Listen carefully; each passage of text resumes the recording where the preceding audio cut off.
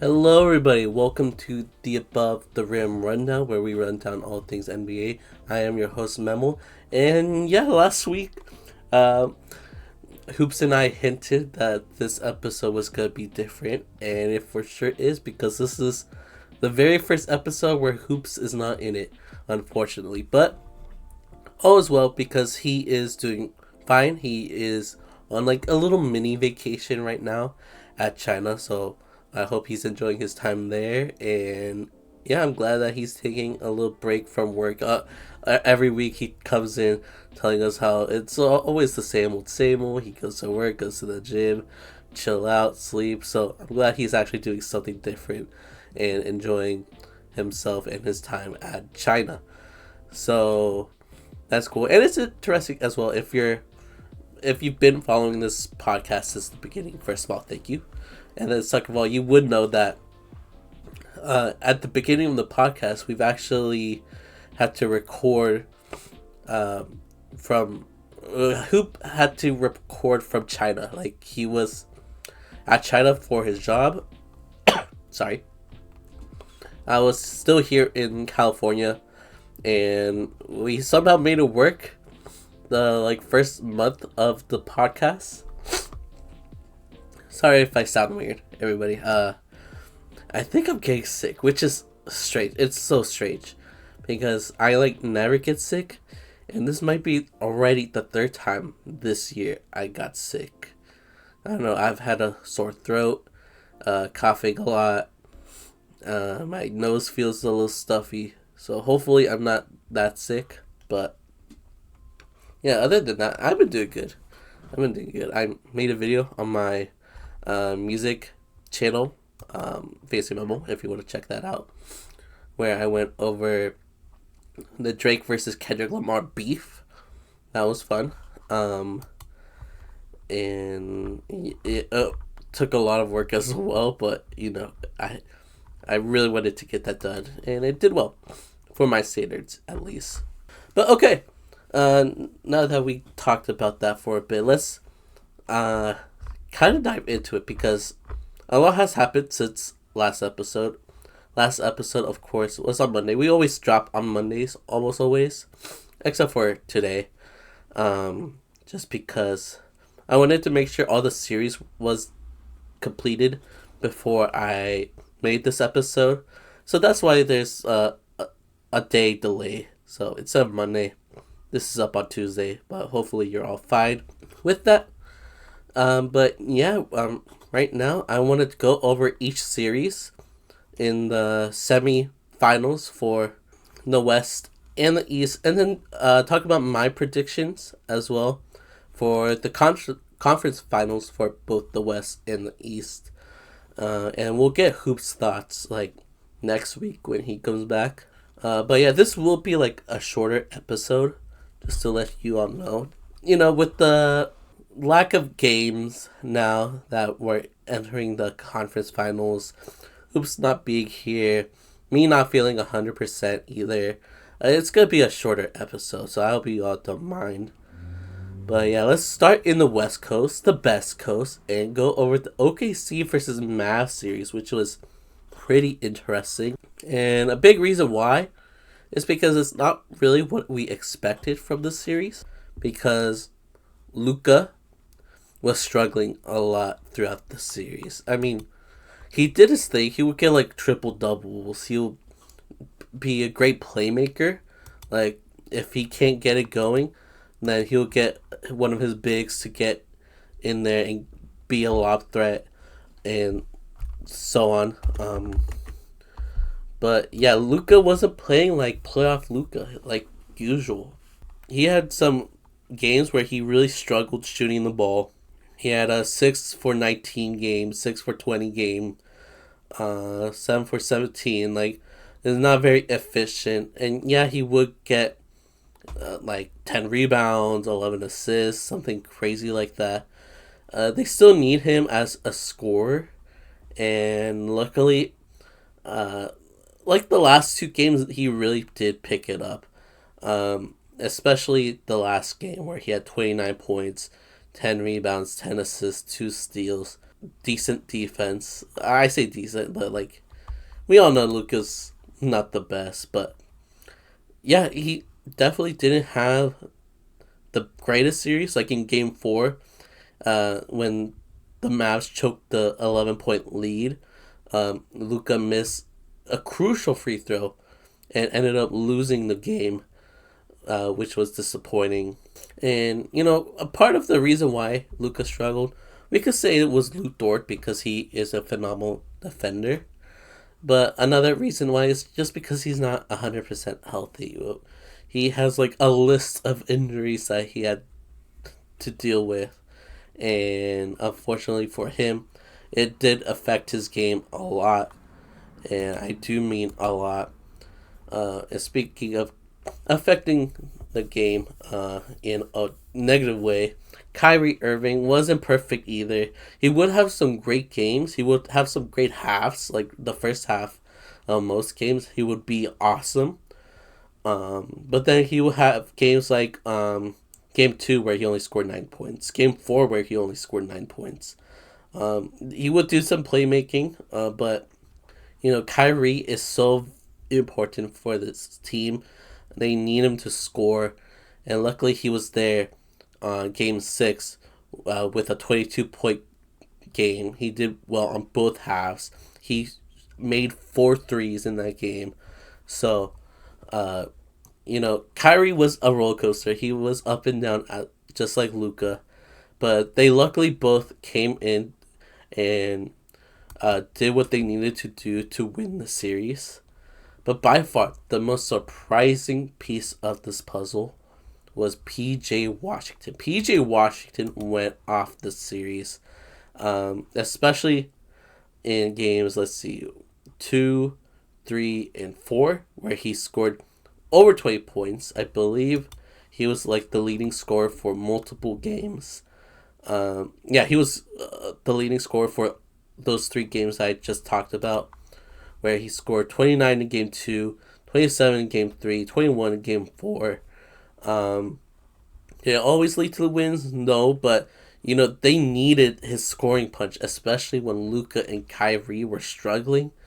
PJ Washington came through at the biggest moments and was really there to provide the help that the Mavs needed. And he wasn't the only one that helped. We know that Gafford was solid. Lively. Shout out to Derek Lively, honestly, because before the playoffs, he found out that his mom died.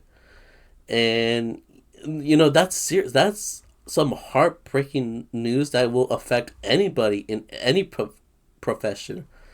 And yet he is still able to be a solid contributor to this Mavs team as a rookie.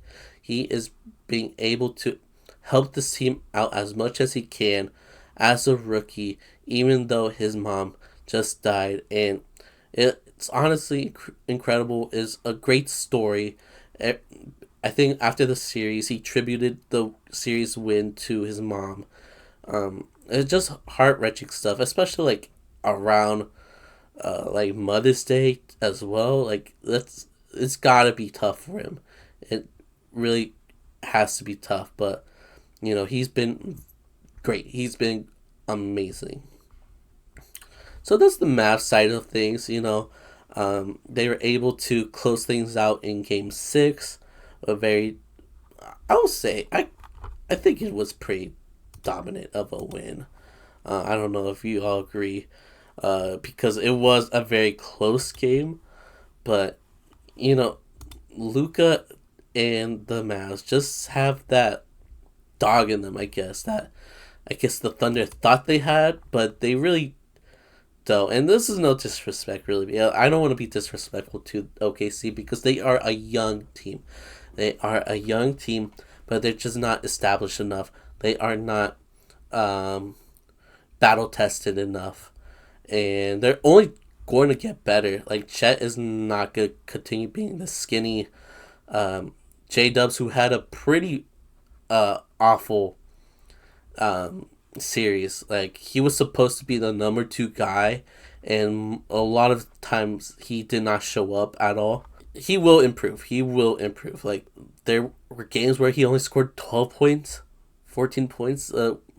We can't have that if we're the OKC Thunder and if you're the second guy, if you're the second main guy. We know Shea will come in and do his thing. He was an MVP caliber player for a reason. He scored almost 30 plus points every single game. Like, we know he's going to do his thing, but the rest of the team had to step it up. And at times they did, at times they didn't, which is unfortunate for them. And there's definitely going to be some things they're going to want to get rid of this offseason to help the team and improve on, obviously. And what they definitely need to get rid of is Josh Giddey. He was definitely an issue this series because this man can't do anything on the court. He can't defend. Well, we've known this for a while, but he also can't shoot. He can't really score. He's a decent playmaker, but like not decent enough for a starting position in the playoffs. Like the last series, he was averaging over like 20 minutes, 25 minutes. I'm just I'm just guessing here, looking at the minutes over here, just estimating. But 25-ish minutes a game. Once the OKC Thunder went against the Mavs, Giddey's minutes went down tremendously to the point where he wasn't starting anymore. They had Isaiah Joe start instead of him. And although that was like the right move to do, Isaiah Joe, like his first starting game, he ended up not having the greatest game. But like they had to do that. Josh Giddey was like a negative 20 in game 2. Like he is hurting OKC out there when he plays. So they had to bench him. Like in game 6, the final game, he only played 10 minutes, scored 2 points, 1 for 3, field goal percentage, missed both of his 2-point attempts, 4 rebounds, 1 assist. Like, what are you doing out there? This is Tony Snell numbers, right? And like, it's disappointing. Like, Josh Giddey has been a very disappointing player for multiple reasons. But like, well, this time last year, everybody thought he was the coolest guy ever. He is the guy that can score without a bag. He looked pretty cool, pretty fun to have on that OKC young roster. But now, like, everybody hates him for multiple reasons and for some really solid reasons. A lot of people hate him. But yeah, I don't know. The Thunder need to get rid of him somehow. I believe Gordon Hayward. I think he's going into free agency. I hope so because he was just doing cardio out there. The Thunder, overall, impressive series. I mean, impressive run this season. Like, nobody thought they were going to be the first seed in the West, in a very competitive West. It was a dogfight out there, but they were able to take the number 1 seed. Everybody expected them to improve, but nobody expected them to be this good.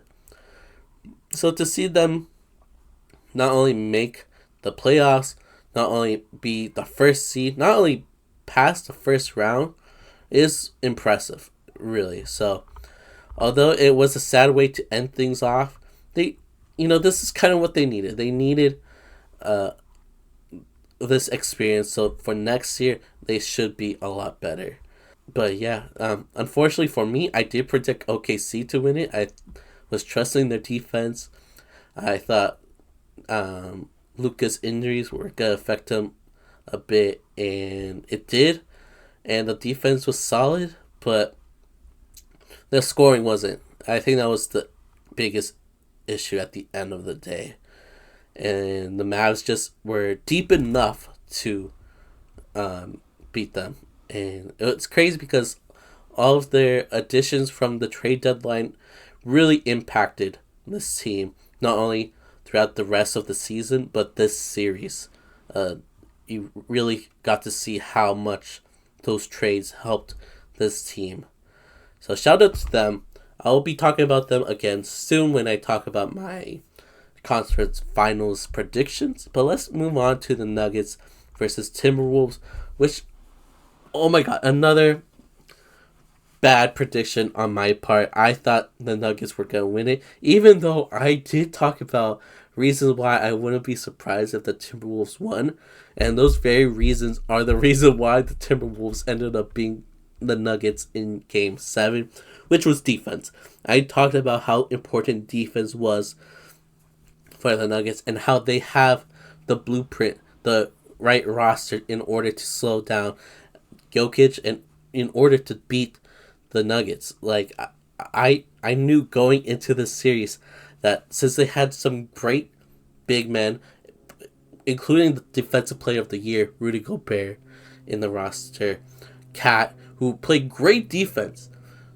This guy's not known for his defense. He's known for being zesty and shooting threes and making dumb plays, which he did some dumb plays throughout the series. He made some low IQ moves. But oh my god, Cat is making me a believer. Like, he impressed me a lot defending Jokic, which is not an easy task to do. No one could really stop Jokic, and I wouldn't say that Jokic was completely stopped at all, but Cat had his moments where he really held his ground against him, and Naz Reid as well. Naz Reid would come in, again, Cat is not perfect. He would get into foul trouble, and so Naz Reid would come in and help out a lot more offensively, but he would get his blocks as well. He would be a good, decent defender, and that's what they need. This is what I've been saying. This is what Lakers fans have been saying, because Lakers fans knew that the reason why the Lakers were able to get to the finals in 2020 after beating the Nuggets was because they had an elite big man roster that were able to slow down Jokic. They had Anthony Davis, an older but still solid Dwight Howard, and JaVale McGee, who were able to, bump into Jokic and get physical with him. And that ended up helping the Lakers move on and eventually win the championship. And this is what happened here with the Timberwolves. So, I'm so stupid that it's still going for the Nuggets. Because the Nuggets, you can't count out Jokic at all. He still played like the 3-time MVP that he is. It's just, Jamal Murray. Not the best series from him. To be honest, against the Lakers, he didn't have a great series. But, in Game 2, where he threw that heat pack, he only scored 8 points. In Game 6, he only scored 10 points, 4 for 18 shooting, 16 points in Game 5, 50% shooting, so it's not too bad, and they ended up winning that game. But still, you are the number 2 guy. You are the playoff riser that people learn to love. We usually feel bad for you when you're not in the All-Star game due to injuries. You are usually that guy, and you weren't that guy against the Timberwolves. Even in Game 7, where he did score 35 points. Most of those points were in the first half, and in the fourth quarter, he was in handcuffs, like what Anthony Edwards said. A lot of people were mad at Anthony Edwards for saying that because he didn't have the best game in Game 7. He didn't score 35 points, but he did lock up Jamal Murray from time to time. And it wasn't just him, it was a team effort. It really was. It was the whole team locking down Murray, locking down Jokic. There was this crazy play in the fourth quarter of Game 7 where 3 dudes from Minnesota went up to block Jokic at the same time. I felt so bad for him. They were just swarming him, and they were able to get that block. He got blocked twice in the fourth quarter, which isn't something that happens all the time. But yeah, what else can I say? It's the defense that won Minnesota so many games in the regular season that got him such a high seed. And it's the defense that won them this series. Even though, like, yeah, Jokic, again, I've been saying this, but he did play like an MVP. Like, the game, I believe, game 5, where he got his MVP award and they celebrated him. He had a 40-point game with 0 turnovers, 13 assists, and 7 rebounds, a near triple double with no turnovers. People were roasting Gobert for not for allowing Jokic to score 40 points. Which is funny because like everybody was roasting Gobert when he was guarding Jokic, and then everybody was roasting Gobert when he wasn't guarding Jokic, which is very hypocritical. I know Draymond, who is slow as hell. Like, let's keep it a buck. He is fucking stupid. He is one of the worst commentators out there because he is so biased, which I can't blame him because I am biased as well. I always talk shit on players that I don't like, but I try to give credit where credit is due, and he does not do that with Gobert at all. He was wondering, like, why is Cat defending Jokic? Why is the defensive player of the year not defending Jokic? If I was in it, I would be defending Jokic. Like, stuff like that. But if Draymond could just think for, like, 3 seconds, he would realize that Gobert is better as a help defender, as a shot blocker, roaming the paint. One-on-one versus Jokic is not going to help. As we saw in Game 5. like, come on. Like, God, let's be for real about this. Cat held his own, but every time he couldn't, there would be Minnesota defenders everywhere trying to slow Jokic down. If Draymond would stop being a hater and realize for a sec that, hey, there's more to this, he would have realized that, yeah, Gobert had a pretty good series. You know how good he was in the 4th quarter of Game 7? He hit the wildest deep fadeaway over Jokic. It was such an ugly shot, but he made it. His teammates were hyped, and that's when they knew that they won this game and won the series. So that was crazy. So Gobert was great. Karl-Anthony Towns was great as well. He had a pretty good series defensively. Could have been a little bit better offensively, but he did come through during the biggest moments, like in Game 7. He had 23 points, 8 for 14 for field goal percentage, 12 rebounds, 2 assists, 2 steals, 1 block. So he was solid. Anthony Edwards, a bumpy series for him as well. Like, he was getting doubled like crazy. So there was a reason why he did shoot 6 for 24 in Game 7 and only had 16 points. But, he would contribute in other ways, like 8 rebounds, 7 assists in that very same game, 2 steals. And in other games, he would explode for 44 points, 5 rebounds, 5 assists, 2 steals, a block. Like, even when he's not scoring those 44 points, he is still so impactful for this team because he is an incredible leader and will find other ways to help. And he will trust his teammates to pick up his slack while he tries to help in other ways. Like, this man only scored 2 out of his 10 threes. That's ass. That's not good. But he was still able to be an impactful rebounder, but I was going to say impactful defender out there, locking up many Nuggets players. And, I could keep going. Like, McDaniels was great. Naz Reid was great. Mike Conley had like a crazy last minute 3. I'm so happy for Mike Conley. Like, if the Timberwolves are able to win a chip for Mike Conley, that would be such a Disney moment. That would be a little kind of a tearjerker because he's been in the league for like 17 years, has been impactful for many teams, but most notably the Grizzlies. He was part of the grit and grind era there. Unfortunately, couldn't get it done, but was still part of one of the coolest NBA teams of all time, and it would just be really cool to see him win a ring. So we'll see what happens, I guess.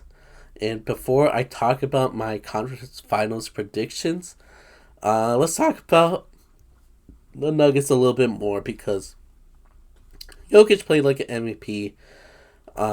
Jamal Murray was up and down, and yeah, he wasn't the only one. Like, Aaron Gordon was kind of up and down. His defense was solid. I'll give him that, but yeah, he wasn't as impactful as he was in past series. Um, so that definitely had a negative effect on the team. Their bench, the Nuggets bench, wasn't the greatest. They really couldn't trust anybody in the bench to go out there and score some points. Uh, in Game 7, only Chris Brown, what's his name? There's no way it's Chris Brown. Christian Brown. Damn. Christian Brown scored 5 points, and that was all their bench contribution for that game. Several people had awful games. Aaron Gordon had only 4 points. KCP 5 points. Michael Porter Jr. had a pretty bad series. He had 7 points in Game 7, 8 points in Game 5, 6 points in Game 4. In Game 3, he had 4 points. Where was this against the Lakers? Like, why? So Michael Porter Jr. torched the Lakers, but when it's time to face a different team, he is ass. So, yeah, definitely not. The Nuggets need to do something because everybody thought they were gonna win another championship this year, and that's not the case. We found out that their bench contribution is not there. Mike Malone doesn't trust the bench, and although the starting lineup is solid, we know that injuries can plague Murray. We know that Michael Porter Jr. could be streaky. Aaron Gordon is usually solid. KCP is usually solid, but isn't he getting a little old? Yeah, he's 31, so I don't know. They need some youth. They need some bench help moving forward. But yeah, I'm done talking about the Nuggets. Let's talk about Mavs versus Timberwolves. I haven't put a lot of thought into this series, honestly. I know when we talked last week with Hoops, we did kind of say that the Nuggets versus Timberwolves matchup was basically the Western Conference. We basically thought whoever won that series would go to the finals. And I think I'm going to lean that way, especially if Luka is still hurt. If Luka is still hurt, I don't know how much PJ Washington can do to carry the team. I don't know if Kyrie is able to be consistently awesome for a 7-game series, especially with those dog-like defenders on Minnesota, the McDaniels of the world, the Anthony Edwards, the Gobert, obviously. They've got great defenders on that team. And not saying that Mavs have bad defenders, their defense have improved a lot since the trade deadline, thanks to all the trade acquisitions that they made. But with that said, I do think it's going to lean towards the Timberwolves. I would love to see Luka in the finals, though. He is one of my favorite players in the league. But if he's not going to play like playoff Luka, then I don't think they have a chance. But we'll see. Had a short break, so hopefully that helps him out a bit. But yeah. I'll take Timberwolves in maybe 6. I don't know. 7 would be respectful. But I'm worried about Luka. I really am. He is starting to play better at the end of his series against OKC. But I'm so worried about him. Like, I don't know. He just hasn't done enough for me to trust him. And it's not even totally his fault either. It's the injuries. But yeah, I'll say Timberwolves in 6. And actually, one more thing about the Nuggets before we move on to the East. I've been yapping like decent about actually. This episode might be a little longer than I thought. But back to the Nuggets. I just want to say, fuck Michael Malone, dude. Like, I'm so glad as a Lakers fan that he, out of everybody in the Nuggets, lost. And I'm glad that he's mad. Because he is such a bitch sometimes. Like, he whined so much about the Lakers getting attention last year. And during the press conference last night, he was mad because the reporters were talking about how did you guys lose a 20-point lead like that. This is one of the biggest comebacks in playoff history. I think the biggest, actually. And you guys choked. You guys blew it in Game 7. And Michael Malone was just being a sore loser. He was like, oh, fuck this. That's a stupid question. It's like just being a stupid old man, as always. So I'm glad he lost. Out of all the Nuggets people, I guess, I'm glad Michael Malone lost and is unhappy. I hope he stays like that, honestly. Alright, let's talk about the East, which is less interesting, to be honest. Like, we went through the fun part. I might honestly speed through these two series.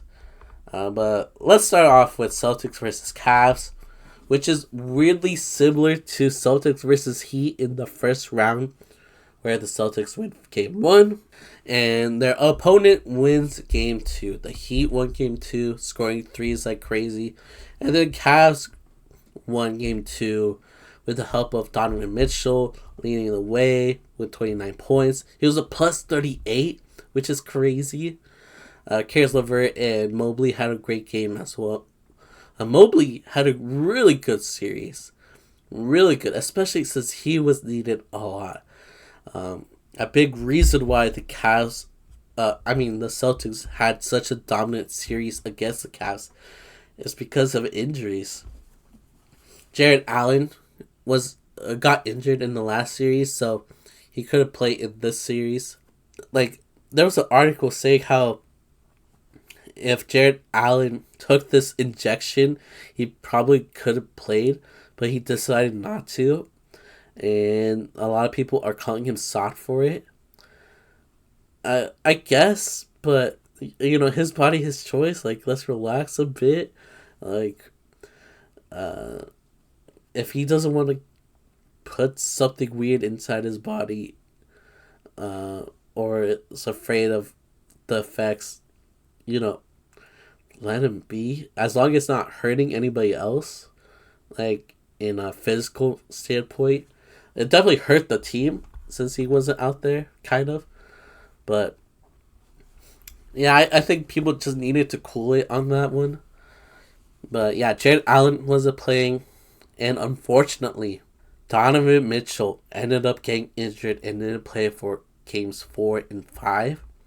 Weirdly enough, those games were a little bit more competitive for some reason. Like, Darius Garland by far had his best game in Game 4. It kind of seems like he plays better with Donovan Mitchell out of the lineup. I say that, but in Game 5, he only had 11 points, 4 for 17 shooting. Missed all of his threes. But let's say a little positive and talk about Game 4, where he scored 30 points. He had 3 rebounds, 7 assists, 2 steals.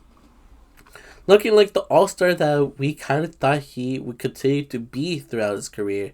But, yeah, he just hasn't been consistent. In this series, he had pretty bad. In the playoffs, honestly. Like, he wasn't the best.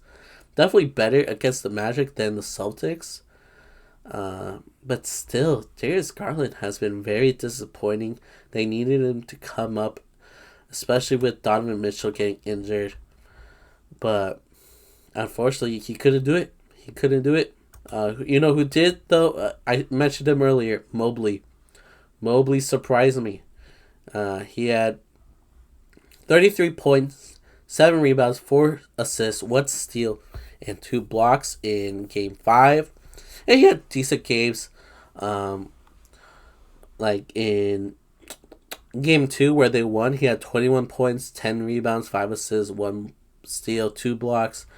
He started playing more as a center and looking really good at it.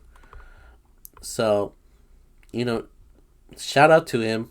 But, yeah, the Cavs have a lot of questions to answer. Are they going to be able to keep Donovan Mitchell? If you keep him, are you going to be able to trade away Garland, which is probably the move? Are you going to be able to get rid of one of your talented big men, either Jared Allen or Mobley? It should most likely be Jared Allen being traded. Hopefully gets a pick, so a decent wing maybe, or a stretch 4 would be great. Ideally, we'll see what happens. So there's the Cavs, they have a talented roster, but they just don't mesh well, unfortunately.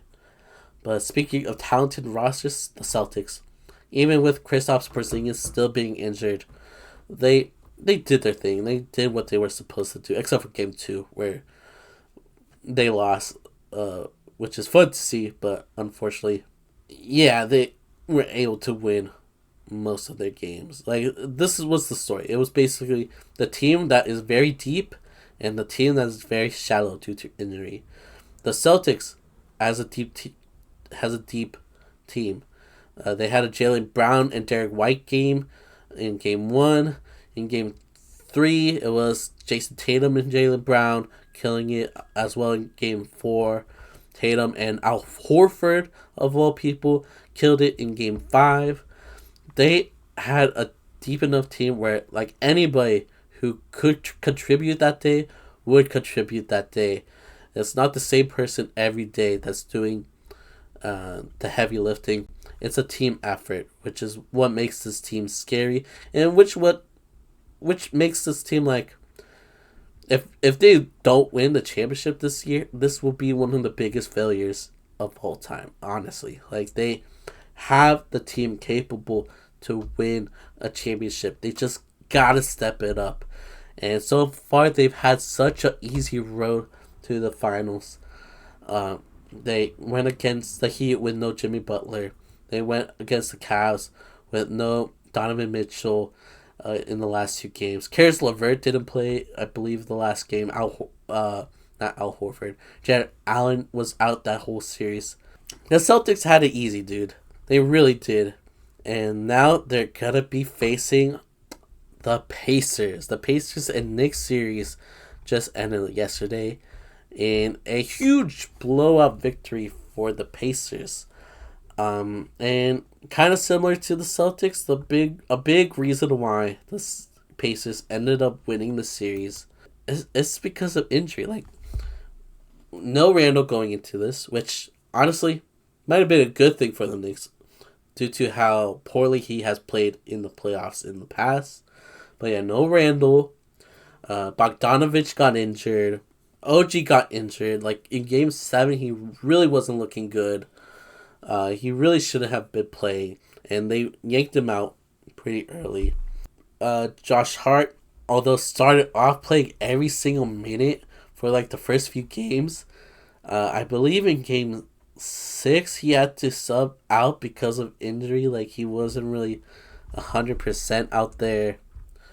Jalen Brunson at towards the end of Game 7 ended up fracturing his hand or something, and ended up getting injured. This team is so talented. I really wanted the Knicks to move on to face the Celtics because I was hoping the Knicks could maybe somehow overthrow the Celtics due to their crazy defense, the way they work together as a team. I think I said this last week, but they play what the Heat think they are. They play the most grittiest, hardworking team out there. I really believe so, but I guess they did a bit too much, and they ended up getting injured, um, with, which is unfortunate. You don't want to see a series being made due to injuries, but that's what happened. Uh, and I don't want to discredit the Pacers because the Pacers were great, especially Game 7. Siakam had 20 points, Naismith 19 points, Turner 17 points, Nemhard 20 points, Halliburton 26 points. TJ McConnell had a really good series, had 12 points in Game 7. Game 6, he had 15 points. In game game 4, he had 15 points. He was getting his assists up there. Had some 10 assist games, 7 assist games. Playmaking was there. Defense was there as well, which, the Pacers are not known for the defense, but McConnell definitely helped out there. I believe Tyrese Halliburton was a bit more aggressive in this series. He did have some lackluster games in Game 6 and 5 where he had 13, 15, and I guess I forgot about this one. Game 1, he only had 6 points. You don't want that from your star. But at least in most of the games, he scored 20 plus. He had 34 in Game 2, 35 in Game 3, and obviously, as I mentioned earlier, the closeout game, 26 points, 4 rebounds, 6 assists, 1 block, 1 steal. Obviously, he wasn't perfect. Obviously, he needs to be more aggressive and have those more 20 plus games, 20 plus point games, because he's the number 1 guy on the team. He is the superstar. So he needs to continue to step it up, especially if they want to be able to beat the Celtics, which might not happen. Pascal Siakam had a great series. He did have some duds where he only scored 14, but most of his games he scored 20 plus. Miles Turner is always out there doing his thing. So, yeah, overall it was an interesting series. I won't lie, I haven't been paying attention to every single one of these games, mostly because they happen early.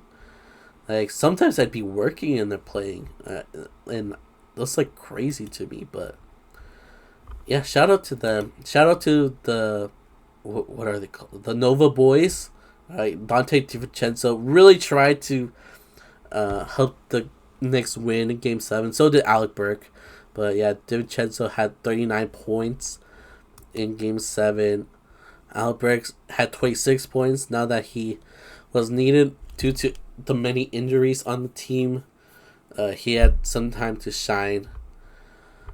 Unfortunately, it was not enough, and a really disappointing way for the Knicks season to end. Like, they really could have made a splash in the conference finals if they kept up what they were doing in the first round and I guess the first half of the second round. But it is what it is. Like, injuries is part of the game. There's a big possibility that if Joel Embiid wasn't injured in Game 1, Philly could have advanced instead of the Knicks. So, yeah, you guys just gotta suck it up. It is what it is. It sucks. It does really suck, but it's part of basketball. It is. And last thing I want to say, Knicks fans are some of the most sensitive people out there. The way they were bitching at Tyrese Halliburton for being a front runner is ridiculous because Knicks fans are the biggest front runners in the league. After the Knicks won games 1 and 2, what the Knicks fans kept saying, we'll see the Celtics, or we're gonna see the Celtics. Can't wait for the Celtics. That is front running. Like, you guys were winning, you guys were talking shit, and then once you stopped winning, you stopped talking shit. Like, come on. Like, get a grip. You guys are mad that Tyrese Halliburton wore the Reggie Miller choke hoodie at the end of Game 7, and didn't wear it into the arena. Sure, it would have been cool if he wore it into the arena, but at least he doesn't look stupid. At least, like, it makes sense that after the Pacers won the series, he wears the hoodie with probably the biggest Knicks villain out there, Reggie Miller, on it. That is far more less stupid than what the Knicks did, I believe, in Game 6, where they wore all black going into the game, and they were planning on making it to the Pacers' funeral, but instead of going to their funeral, they were actually early for their own funeral because they ended up losing Game 6 and losing Game 7. I think that's a lot more embarrassing. Feeling so confident that you're gonna win, wearing all black just to lose. That is lame. That is cringe, dude. Like, step it up if you're gonna be like that. If you really thought you were gonna win the series, you should play like you were gonna win the series. And again, we all know that the Knicks probably would have won the series if it wasn't for the injuries. But still, we can't be mad at Tyrese Halliburton for front running when this is what Knicks fans do. When the Knicks players are also just as cringe as Tyrese Halliburton, and we're just picking on Tyrese because he actually did win a series. That's stupid. You guys are just sore losers. It's pathetic. Grow some balls. Grow up. Get a job. And yeah. Go Pacers, I guess. Alright, so I think that's it. That's all my notes. I hope you enjoyed this solo episode. It's not going to be like this next week. Hopefully, like, Hoops should ideally be back next week. But yeah, I hope you enjoyed this basically second round recap and my predictions for the conference finals. Things are getting exciting. I can't wait to watch these games and see what happens. It's been very interesting. I hope you've been enjoying the playoffs yourselves. I hope your favorite team is still in it. If not, maybe next year, I guess. Except for Knicks fans, you guys can fuck yourselves. But other than that, I think we're good here. So yeah, check out our socials.